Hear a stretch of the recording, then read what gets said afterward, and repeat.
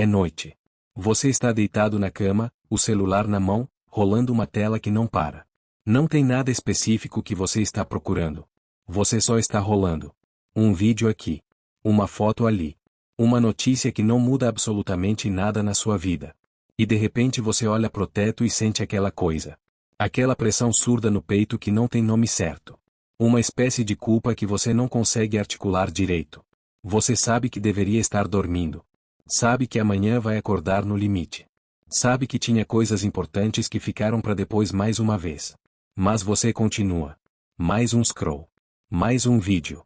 Mais um story. E a noite vai embora enquanto você assiste. Isso não é fraqueza de caráter. Não é preguiça. E não é falta de vontade. Isso é sintoma de algo muito maior que está acontecendo na sua vida. Algo que a maioria das pessoas não percebe até que já seja tarde demais para mudar facilmente. Presta atenção no que eu vou te dizer. Existe uma construção acontecendo na sua vida nesse exato momento. Não uma construção que você planejou. Não uma construção que você escolheu conscientemente. Uma construção silenciosa, feita de cada escolha pequena que você repete todo dia sem examinar. De cada hábito que você nunca questionou. De cada decisão que você deixou o seu estado emocional tomar no seu lugar. De cada hora que você entregou sem perceber para algo que não te pertence. E o resultado dessa construção vai aparecer na sua vida daqui a 5 anos, daqui a 10 anos. Na forma de uma realidade que você não vai reconhecer completamente como sua. Uma vida que funciona no papel mas que, lá no fundo, você vai sentir que está faltando alguma coisa. Uma existência que parece certa por fora mas que por dentro te diz que não é exatamente o que você veio fazer aqui. Um pesquisador que passou décadas estudando o que separa as pessoas que prosperam das que ficam presas observou algo que poucos têm coragem de admitir. A maioria dos seres humanos não está construindo a própria vida. Está sendo construída pela vida. Está sendo moldada pelas circunstâncias, pelos algoritmos, pelas opiniões alheias, pelos próprios medos nunca examinados, sem nunca ter consciência plena disso. Vou te perguntar uma coisa agora. E preciso que você responda de verdade, sem a versão polida que você usaria se alguém estivesse olhando. Quando você para e olha de verdade para onde está hoje, você consegue dizer com clareza que a vida que está vivendo é a que você está construindo conscientemente? Ou sente que as coisas foram acontecendo e você foi sendo levado junto, e que em algum momento entre o começo e o agora você perdeu o fio do que realmente importava? Se essa pergunta te desconfortou, fica aqui. Porque hoje você vai entender quais forças estão construindo a sua vida sem a sua permissão. E mais do que isso, vai entender como retomar o controle dos planos. Vou começar pelo mais visível. Mas não pelo mais superficial. Você já percebeu que existem pessoas que vivem ocupadas o tempo todo, mas parecem nunca avançar de verdade? Que chegam no final de cada semana com a sensação de que fizeram muito e produziram pouco. Que têm uma lista enorme de coisas que precisam fazer e essa lista nunca diminui, só cresce? Isso tem uma causa que vai além da falta de tempo. A atenção dessas pessoas está fragmentada. E isso muda tudo.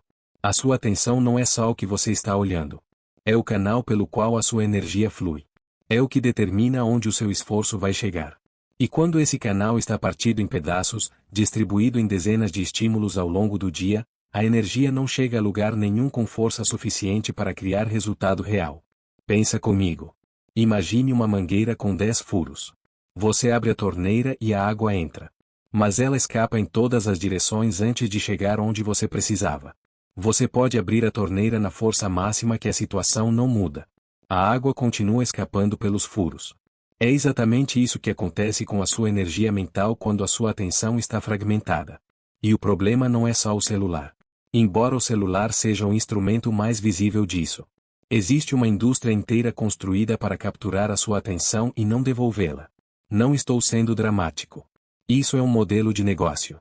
Equipes de engenheiros, especialistas em comportamento humano e pesquisadores de neurociência trabalham diariamente para entender como seu cérebro funciona e como fazer ele ficar preso na tela pelo maior tempo possível.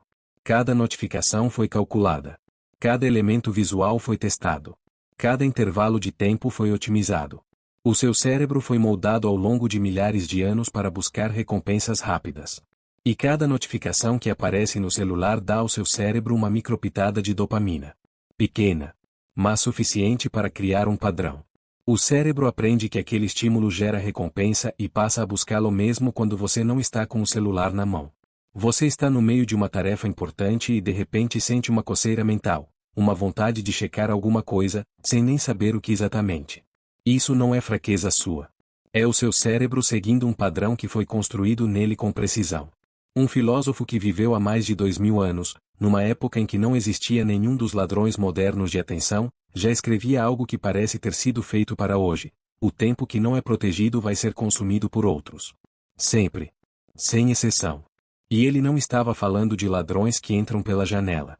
Estava falando de uma erosão silenciosa. Dia após dia. Hora após hora. A atenção que escapa porque ninguém a protegeu. Agora observa o que isso causa na prática. Você não consegue mais ficar com um pensamento por muito tempo. Começa a ler algo importante e em 2 minutos a sua mente já fugiu.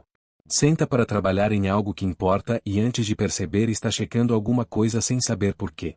Tenta ter uma conversa que exige presença e metade de você está em outro lugar.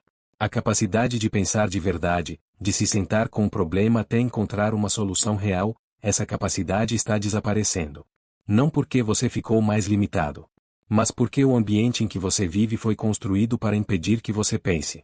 E enquanto você não pensa, quem pensa por você? O algoritmo decide o que você vê. A opinião alheia decide o que você acredita. O medo que ficou lá embaixo, nunca examinado, decide o que você faz ou deixa de fazer. Dominar a própria atenção não é sobre diminuir o uso do celular. É sobre decidir conscientemente onde a sua mente vai pousar. É sobre criar momentos no dia que são protegidos, inegociáveis. Momentos em que você está inteiro onde está. 1 hora por dia com o celular em outro cômodo. Uma tarefa por vez. Uma conversa por vez. Parece pouco. Mas quem faz isso por 30 dias percebe que a vida começa a ter uma textura diferente. Mais densa. Mais real. Mais sua. Comenta aqui embaixo, eu controlo minha atenção. Não como uma frase bonita. Como uma declaração de intenção. Mas aqui preciso te avisar sobre algo. Recuperar a atenção é só a primeira peça. Porque de nada adianta ter foco se o que guia as suas decisões ainda não é você. E aqui é onde a maioria descobre algo que preferia não ter descoberto. Deixa eu te contar sobre um padrão que acontece o tempo todo e que provavelmente você já viveu alguma versão dele. É segunda-feira. Você acorda com uma decisão firme. Vai ser diferente essa semana. Academia às 6 da manhã. Alimentação no lugar. Trabalho focado. Você tem clareza, tem intenção, tem vontade genuína. Chega na terça-feira. O dia foi pesado. Uma situação no trabalho que não deu certo. Uma mensagem que te incomodou mais do que deveria. Um compromisso que saiu errado. Chega a noite e a decisão de segunda não existe mais, porque o emocional da terça foi mais forte. E na quarta você já está no modo automático de antes. Isso não é falta de força de vontade.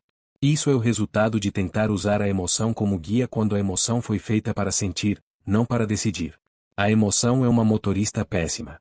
Ela é fundamental como passageira. Ela sente, ela sinaliza, ela comunica o que importa. Mas quando você a coloca no volante da sua vida, ela dirige sem mapa, sem destino, reagindo a cada obstáculo na estrada como se fosse um evento de vida ou morte. E o resultado é uma vida que parece uma soma de reações. Você reagiu à mensagem que te irritou. Reagiu ao cansaço da semana. Reagiu ao impulso do momento. Reagiu à pressão de uma situação que não estava no plano. E quando você olha para trás depois de meses ou anos, percebe que não decidiu quase nada de verdade. A emoção decidiu por você na maior parte do tempo. E a sua vida foi sendo desenhada por esse padrão. Um pesquisador do comportamento humano que passou décadas analisando o que separa quem próspera de quem fica preso identificou isso com clareza cirúrgica. O autodomínio, a capacidade de se governar por dentro, é a disciplina mais elevada que um ser humano pode desenvolver.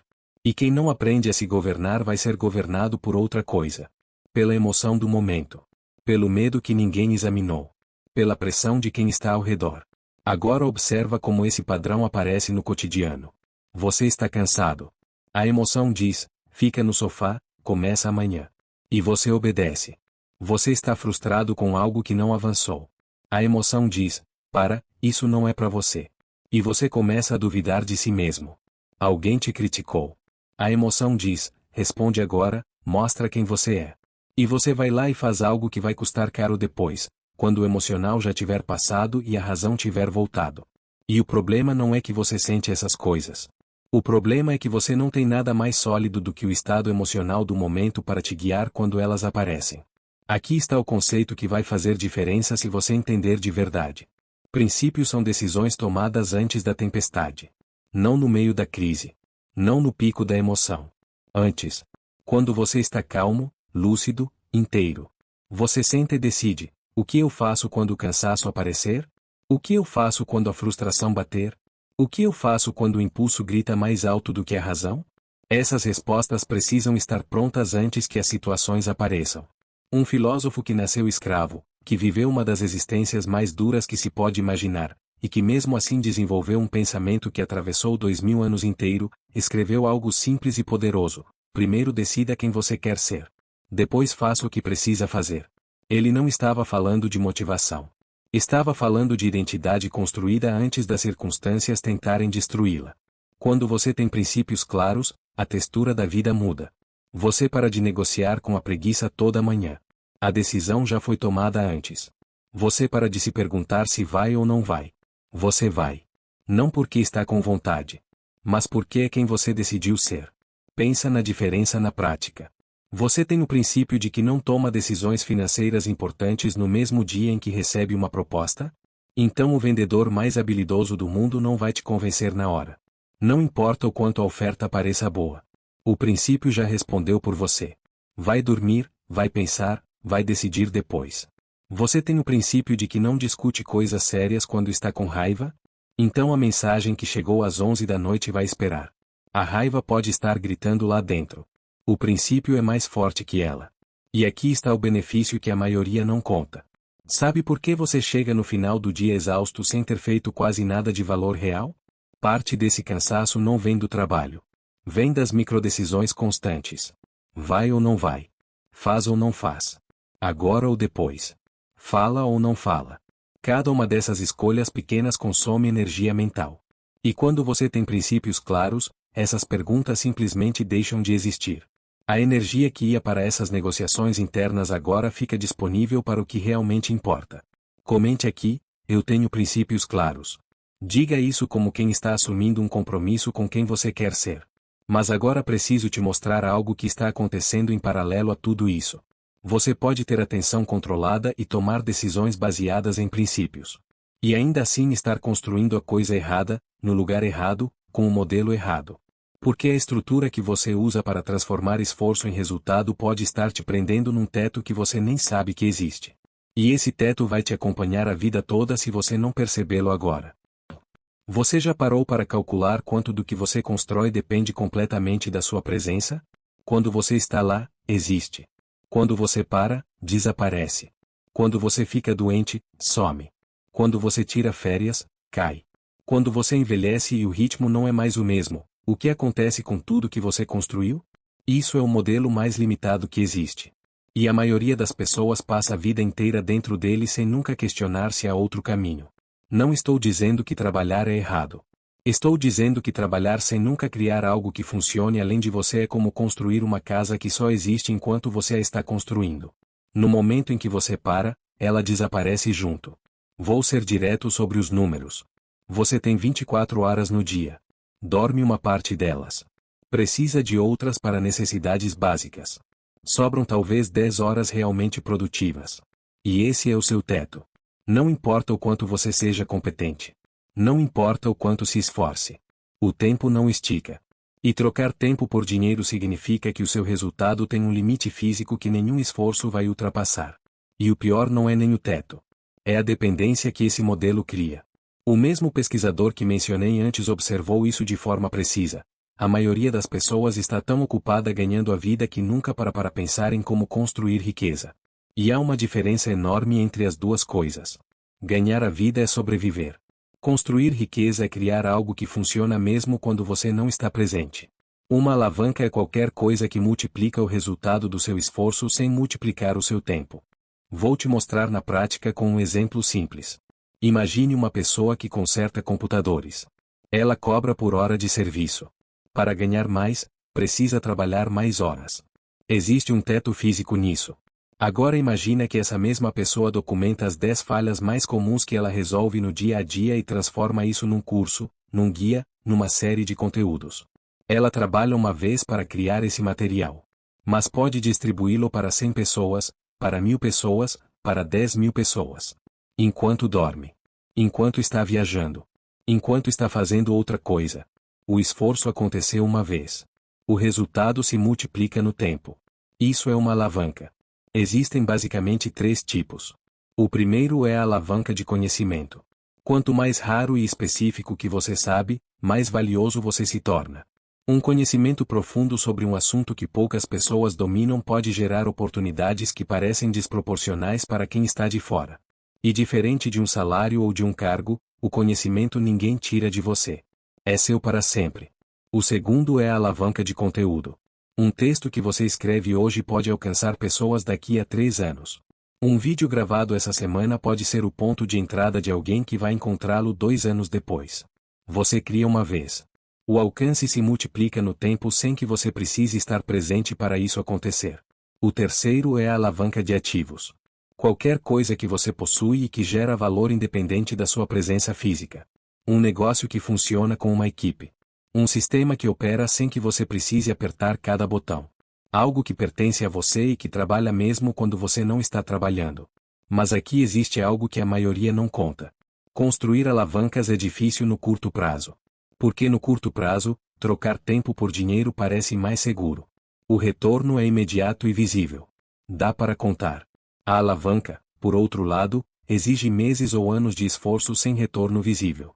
Você constrói, investe tempo, energia, às vezes dinheiro, sem saber exatamente quando vai colher. E sem ninguém garantindo que vai colher. E aí a maioria abandona. Prefere a certeza do retorno imediato à incerteza da construção de longo prazo. E continua, ano após ano, no mesmo modelo, trabalhando cada vez mais para tentar ter cada vez mais, sem nunca entender que o problema não é a quantidade de trabalho. É o tipo de trabalho. Um filósofo que deixou escritos que atravessaram séculos disse algo simples sobre esse tema: a paciência é amarga. Mas o seu fruto é doce. Existem pessoas que você vê hoje colhendo resultados que parecem imensos, que parecem ter chegado do nada. Mas quando você olha de perto, percebe que elas estão plantando há muito mais tempo do que parece. A colheita foi rápida. O plantio não. Você planta hoje o que a maioria não tem paciência de plantar. Comente aqui: eu planto hoje o que a maioria não tem paciência de plantar. Mas agora preciso te falar sobre algo que vai contra tudo que o mundo moderno te vendeu. Você pode ter atenção. Ter princípios. Estar construindo alavancas. E ainda assim estar sabotando tudo isso por causa de um reflexo que o seu cérebro vai executar automaticamente toda vez que o caminho ficar difícil. Um reflexo que foi reforçado por um ambiente que foi construído especificamente para te manter confortável. E esse reflexo vai custar caro se você não aprender a reconhecê-lo quando ele aparecer. Existe uma engenharia muito sofisticada trabalhando a favor do seu conforto. Está com fome? O aplicativo entrega em 30 minutos na porta. Está com frio? Regula o clima sem sair da cadeira. Está entediado? Tem um universo infinito de conteúdo a um toque de distância. Não quer ter uma conversa difícil? Manda uma mensagem de texto. Nem precisa ouvir a voz da pessoa. O desconforto foi removido de praticamente toda a sua vida cotidiana. E parece ótimo. Parece progresso. Parece que a vida ficou mais fácil. Mas aqui está o problema que ninguém está contando.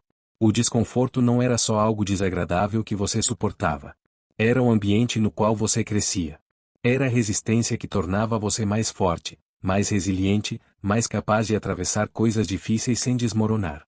E quando você remove sistematicamente toda a resistência da sua vida, você remove junto a possibilidade do desenvolvimento que só acontece no atrito. Um filósofo que viveu há mais de 2000 anos disse algo que parece ter sido escrito ontem: é durante a adversidade que o caráter se revela. O mar calmo nunca fez um marinheiro experiente. E essa não é uma metáfora abstrata. É uma descrição literal do que acontece com um ser humano que não é exposto à resistência ao longo da vida. Pensa em alguém que nunca ouviu um não de verdade. Que nunca precisou se esforçar para conseguir o que queria. Que cresceu num ambiente que removeu toda a dificuldade do caminho. Essa pessoa, quando enfrenta o primeiro obstáculo real, o que acontece? Ela trava. Não porque é incapaz. Mas porque nunca desenvolveu a musculatura emocional que só se desenvolve na adversidade. Nunca precisou desenvolver. E a nossa geração está criando isso numa escala que nunca aconteceu antes. Pessoas que não conseguem ter uma conversa difícil porque nunca treinaram isso. Que não suportam ouvir uma crítica sem travar porque o emocional delas nunca foi exposto a atrito real. Que desistem no primeiro mês de qualquer projeto porque nunca aprenderam a confiar no processo quando o processo é lento, silencioso, e parece que não está dando resultado nenhum. Agora vou te mostrar o que o desconforto voluntário faz que nenhum conteúdo motivacional vai fazer por você.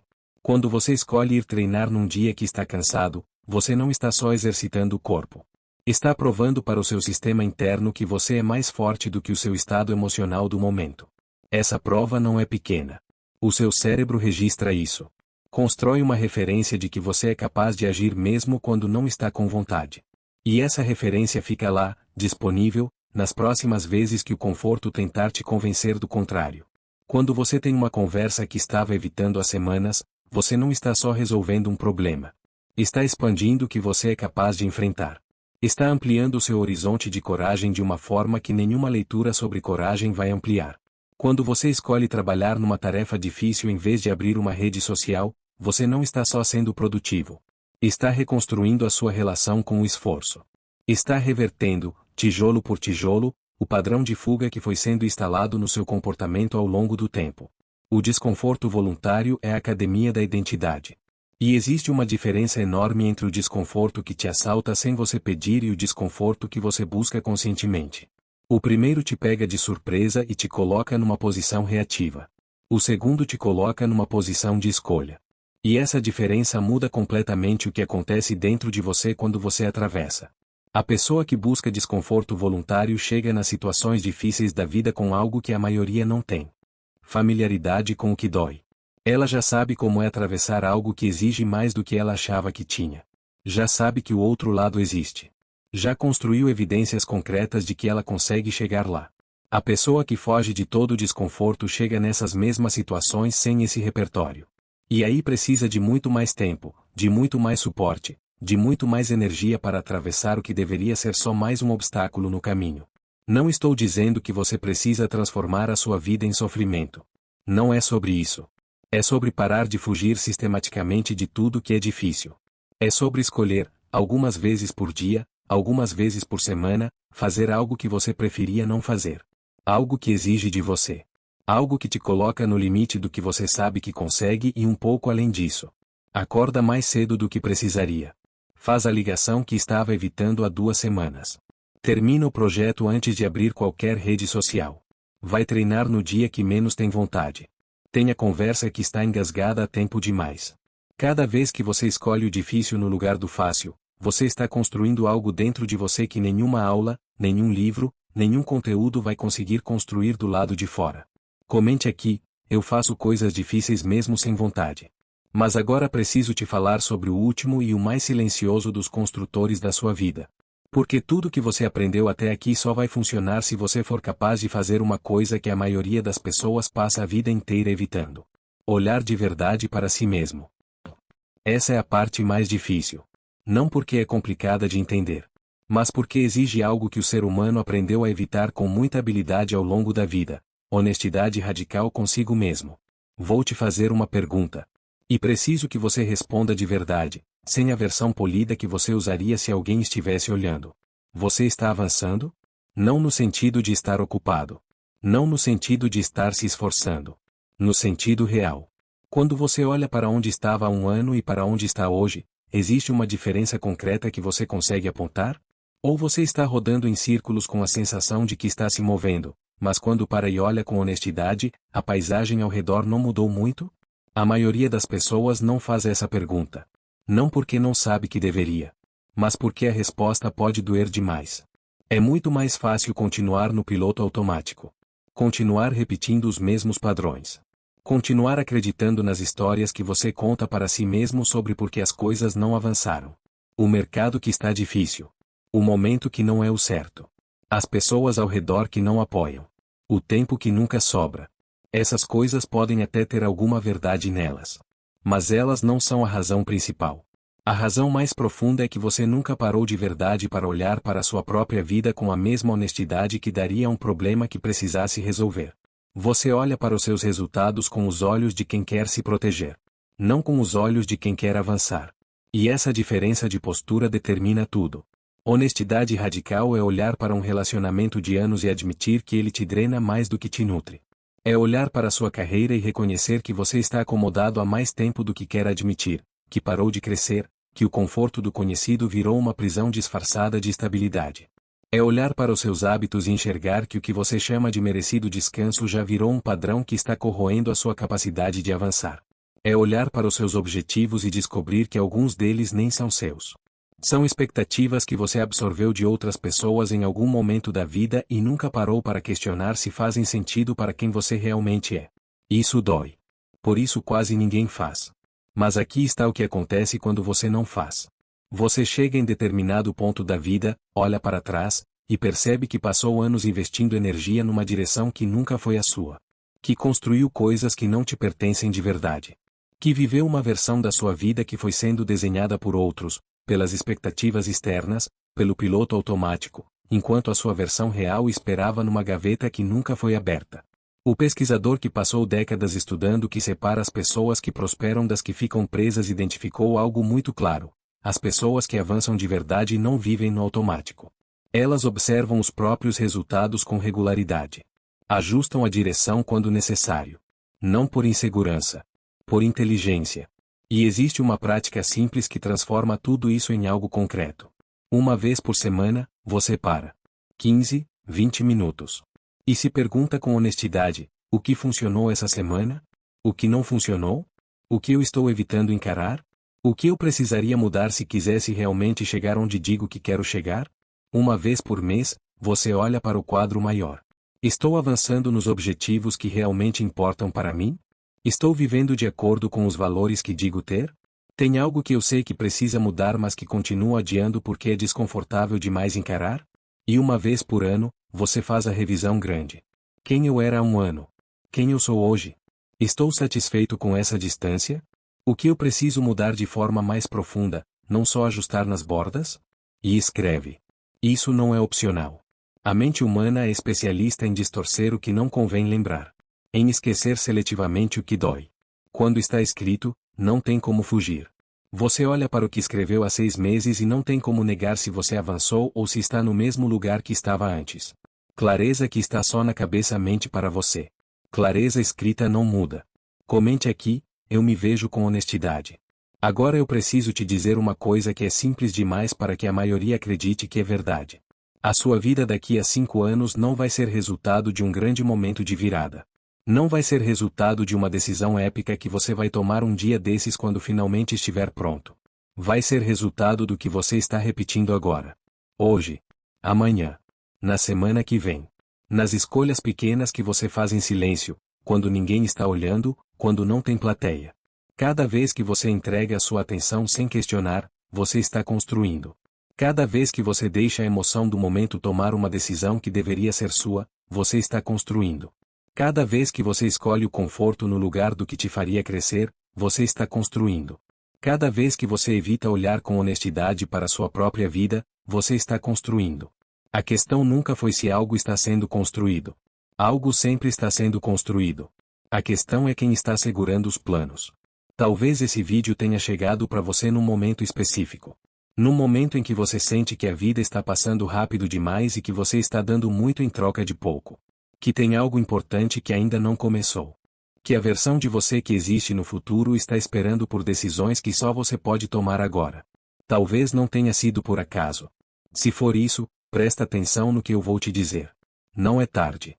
Mas também não é para sempre. Você ainda está construindo. A questão é o quê?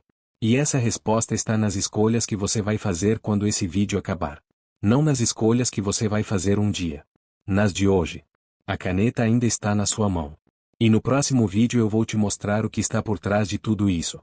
Um padrão que opera em silêncio na mente de quase todo mundo e que determina, antes de qualquer decisão consciente, o que você vai construir ou deixar escapar. Um padrão que a maioria nunca enxerga até que alguém aponte diretamente. Não fica de fora.